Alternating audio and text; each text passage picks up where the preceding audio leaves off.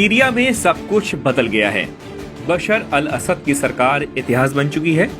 STS यानी हरकत अल शाम सत्ता पर काबिज हो चुकी है।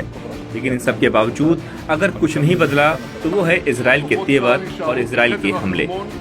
इजराइल की IDF ने एक बार फिर सीरिया में जमकर बमबारी की। IDF ने सीरिया के अल कहरदा क्षेत्र के एक मिलिट्री साइट पर जोरदार हमला किया। इजराइल का दावा है कि इस इलाके में असद सरकार के हथियार छिपा कर रखे हुए थे और ये इलाका एक बड़ा हथियार डिपो था जिसे IDF ने तबाह कर दिया। इजराइल का कहना है कि वो अपने नागरिकों की सुरक्षा के लिए प्रतिबद्ध है और सीरिया में उसे जहां भी उसकी सुरक्षा को खतरा दिखेगा वो कार्रवाई करने से हिचकेगा नहीं। इजराइल अब तक सीरिया में असद समर्थकों के 80% सैन्य ठिकाने तबाह कर चुका है। सीरियाई सेना IDF का कहना है कि वो सीरिया के कई शहरों में छिपे हथियारों के डिपो और anti aircraft batteries production site पर हमले जारी रखेगा।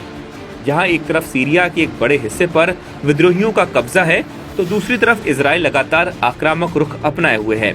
इजरायली सेना IDF का कहना है कि उसकी वायुसेना ने सीरिया के स्ट्रेटेजिक हथियार भंडारण पर हमले किए। दरअसल सीरिया पर हमले के पीछे इजराइल की आक्रामक रणनीति की बड़ी वजह खुद HTS और अल-कायदा भी है, क्योंकि सीरिया में अल-कायदा से जुड़े सुन्नी विद्रोही गुट HTS का कब्जा है। बशर के रूस भाग जाने के बाद इजराइल ने सीरिया के सैन्य ठिकानों पर हमला कर उसके हथियार उड़ा दिए ताकि ये हथियार आतंकी और कट्टरपंथी संगठनों के हाथ न लग सकें। इजराइल ने न सिर्फ हवाई हमले किए बल्कि जमीनी स्तर पर भी इजरायली सेना सीरिया की सीमा के भीतर घुसी। इजरायली सेना ने गोलान हाइट्स के नजदीक 10 किलोमीटर भीतर सीरियाई जमीन पर कब्जा करके बफर जोन भी बना दिया। कई रिपोर्ट्स में दावा किया गया कि इजराइल सीरिया के रणनीतिक तौर पर महत्वपूर्ण इलाके पर कब्जे की फुल प्रूफ योजना बना चुका है और उसे बस मौके का इंतजार है।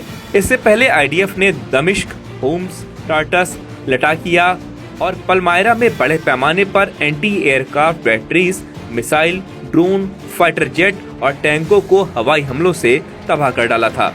इजरायली सेना का अनुमान है कि वो बशर अल असद के 80% तक सैन्य ठिकाने नष्ट कर चुकी है। इजराइल ने इस ऑपरेशन को बशान एरो नाम दिया है।